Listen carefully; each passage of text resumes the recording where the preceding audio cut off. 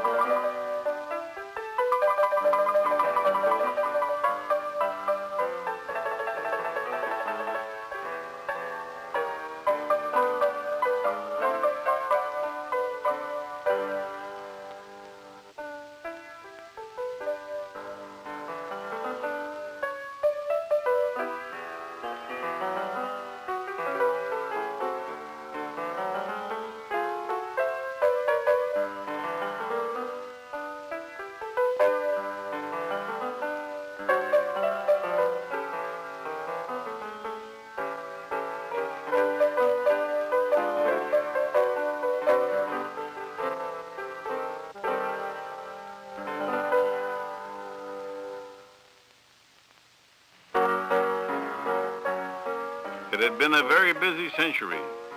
First, the city had been shaken down and then it burned down. And while the St. Francis was still a burned-out shell, plans for the Exposition were being made in the Little St. Francis, a temporary hotel on Union Square. The site selected was this mud hole out at Harbor View, near what was called Cow Hollow. By 1912, San Francisco was nearly rebuilt. You could ride up Market Street for 5 cents, either in a jitney or a streetcar, or get a 9-course dinner for $1.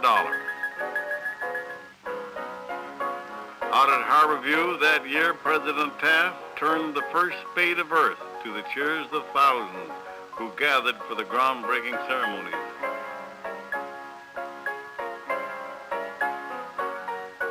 And from what was once a swamp, a sunset city of pale travertine with green bronze domes began to rise.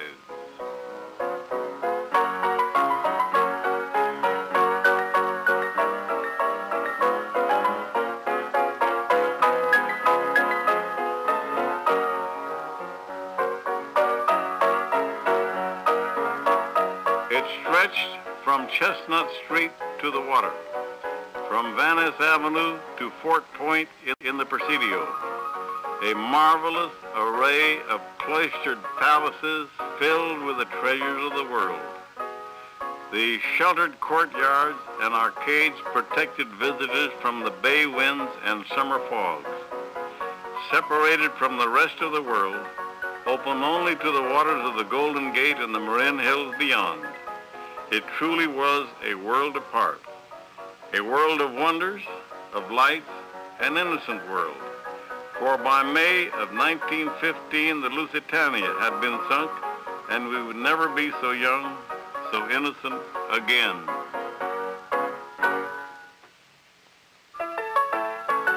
Opening day, February 20th, 1915, 200,000 people stood inside the Scott Street Gate in the South Garden.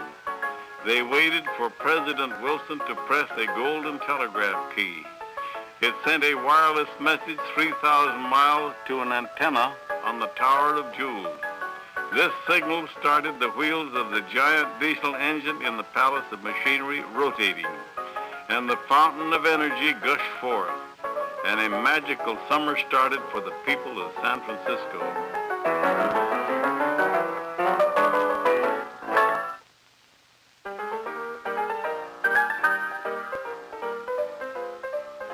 If you went to the movies that year, you might have seen this trailer advertising the Panama Pacific International Exposition, along with Blanche Sweet and Thomas Mahan in The Secret Sin, and the latest chapter of Pearl White's new serial, The Exploits of Elaine.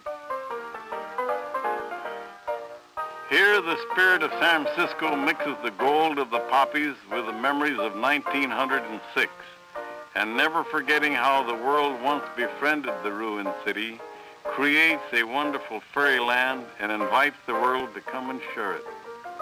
This charming and naive film helps to explain the tremendous emotional life the city received from the fair, why it has remained so vivid a memory after all these years.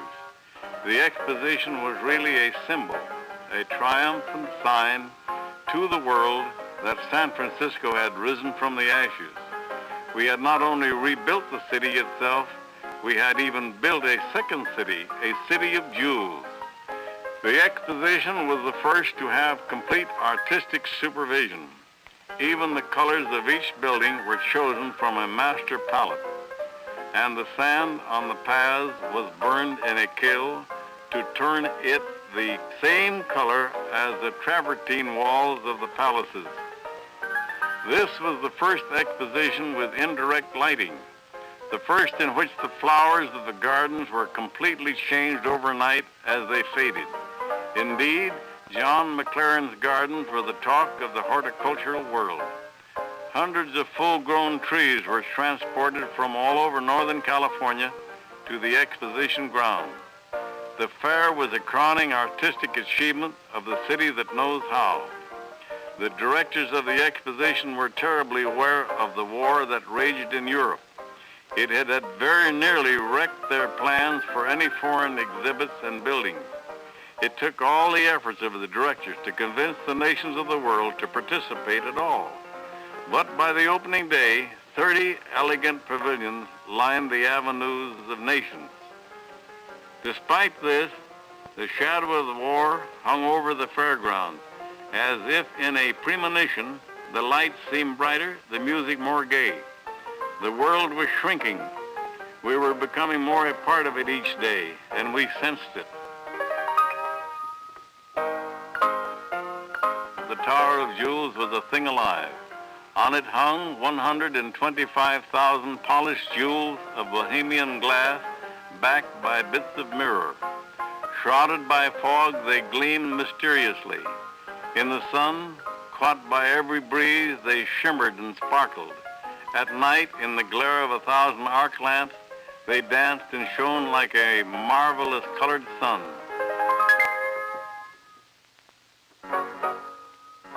The exposition was huge. Like all world fairs, people walked until their feet hurt. Then they rode in the overfair trains, traps, horse carts, wickerwork carryalls, and the famous Fagel trains.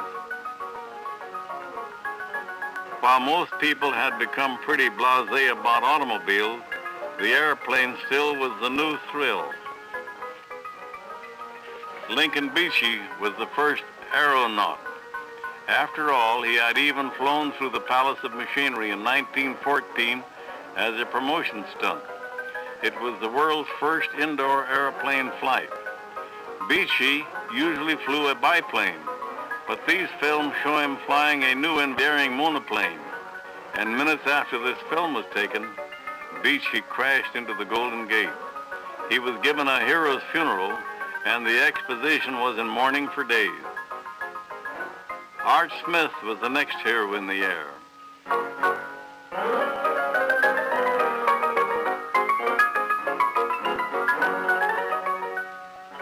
Most afternoons, he thrilled the crowds by just looping over the Marina Green.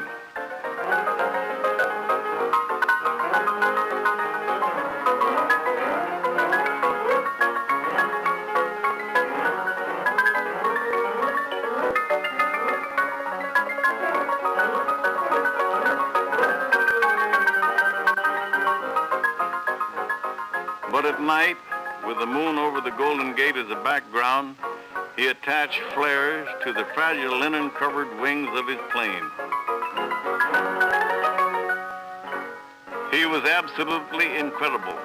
Daredevil, you bet your life.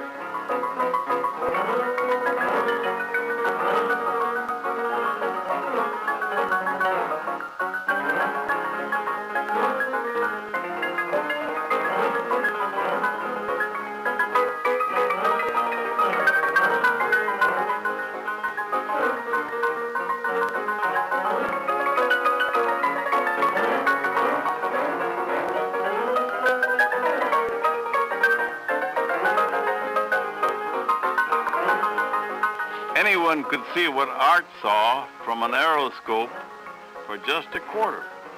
There it is, whirling around 230 feet in the air, designed by Joseph Strauss, who would later design the Golden Gate Bridge.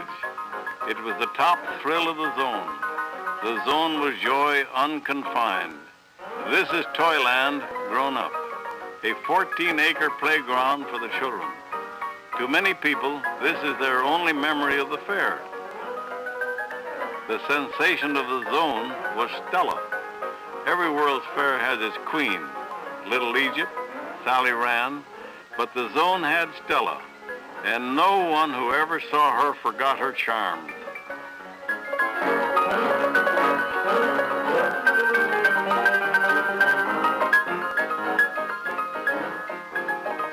She was so real that she even seemed to breathe. That's a lot of loveliness for a dime. At the opposite end of the fairground stood everybody's favorite building, Bernard Maybeck's wonderful Palace of Fine Arts. It stood reflected in its lagoon as if it were a dream solidified. Even before the exposition was over, the people of San Francisco were demanding that the Palace of Fine Arts be preserved. This colorful pageant was staged to help publicize their effort. There is a bold, imaginative quality about this pageant. Here is a lost art, lost along with our innocence, for who would take all this as seriously today as it was taken in the fall of 1915?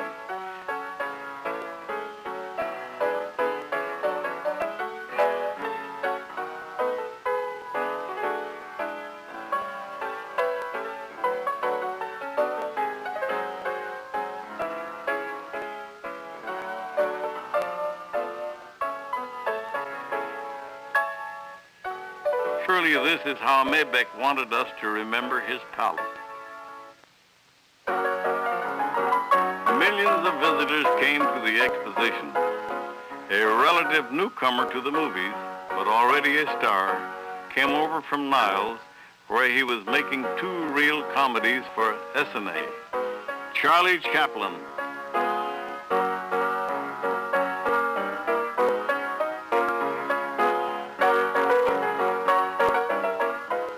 and 3 famous men met at the Palace of Machinery: Henry Ford, Thomas Edison, and Luther Burbank.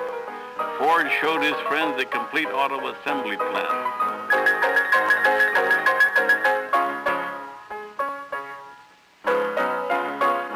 Burbank displayed his Texas feeder, a spineless cactus developed for cattle feed. They then saw other wonders of the age, including an automatic post office, while Teddy Roosevelt waited for them in the car. It was a time when, secure in the past, people could face the future without any fear. Mrs. Edison was fascinated, for instance, by a new life-saving device, the baby incubator.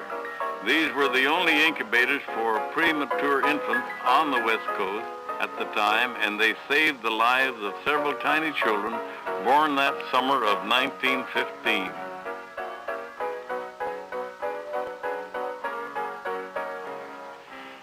Madam Schumann Heink was there, and Mabel Norman and Fatty Arbuckle got a free pass from Mayor Rolfe on the steps of the new City Hall.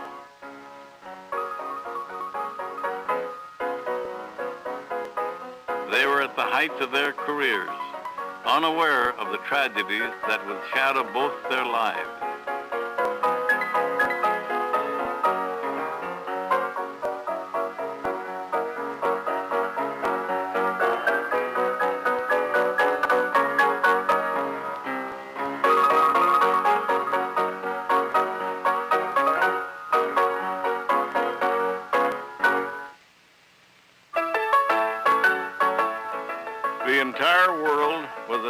Francisco's door.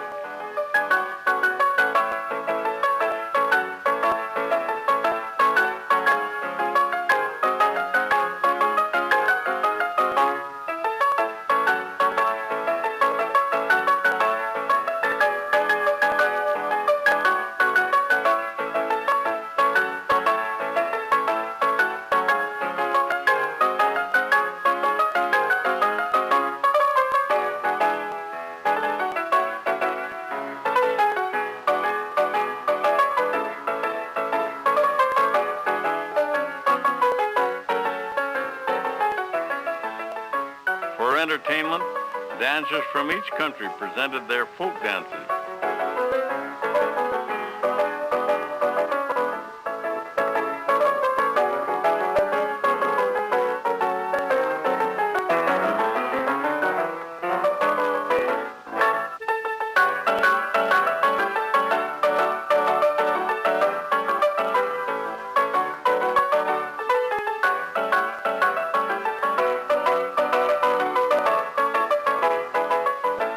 Here Vikings come ashore on Norwegian Day.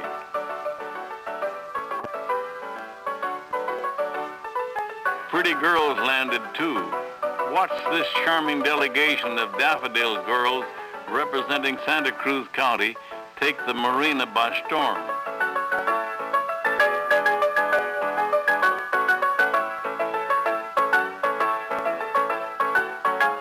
Where are they going? To the California building, of course.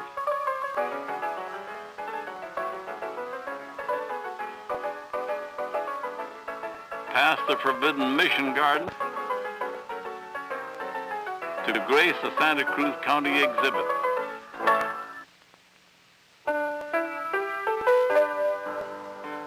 No one has ever forgotten how magnificent the exposition was. And it was beautiful. An indescribable aura of magic filled the many courts. Louis Mulgart's Tower of Abundance brooded over his mysterious court of ages. This strange Gothic fantasy was much admired for the deep thought behind its architecture. The fountain of the earth, sometime shrouded by clouds of steam, depicted man's rise from a primordial ooze. In 1915, you didn't just build a courtyard, you built a way of life. Inside the sheltered walls, all was serene and calm. But outside, all the new excitements of our century of speed were dazzling in array.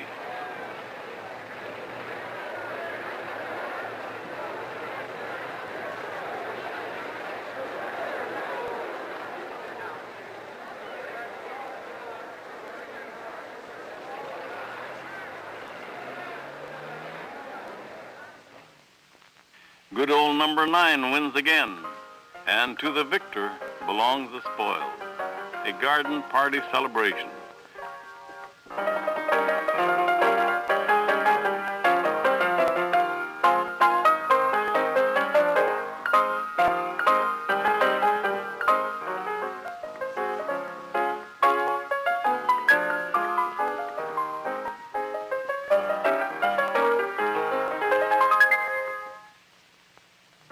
The daily list of events was staggering. This stock show competed with the Japanese wrestlers, and a choice had to be made between watching the Marines land or entering your child in the baby parade.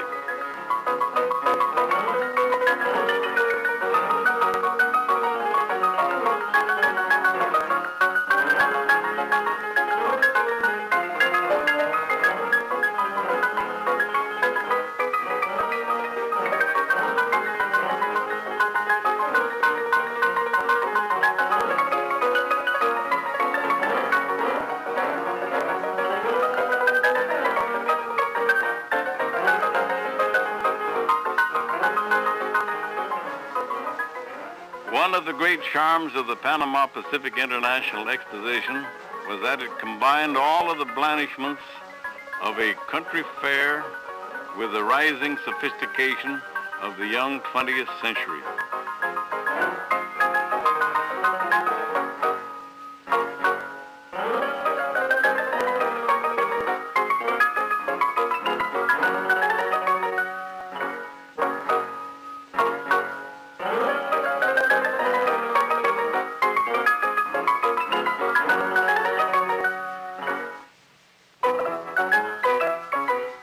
patriotism was running high.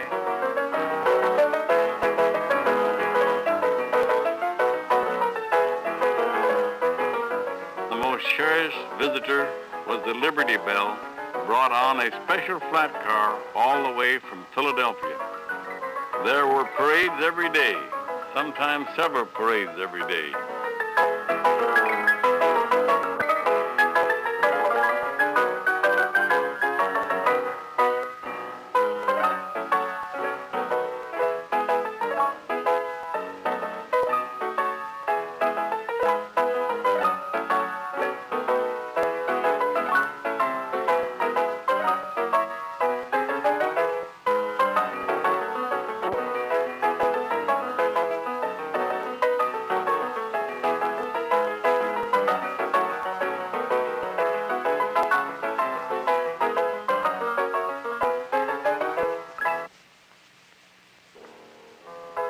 The fair closed officially on December 4th of 1915.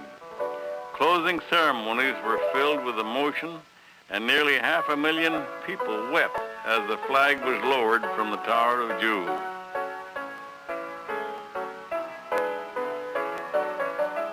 The scintillator, manned by Marines, projected patterns of light on great clouds of steam thrown into the air from a locomotive painted to look like marble.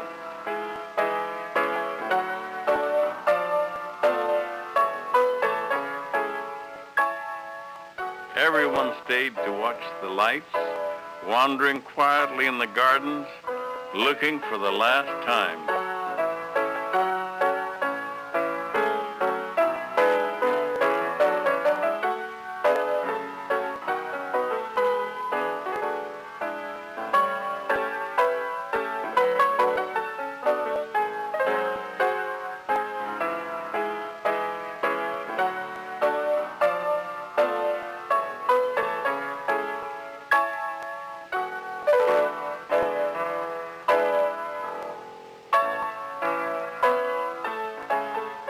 The lights finally went out, but no one went home until dawn.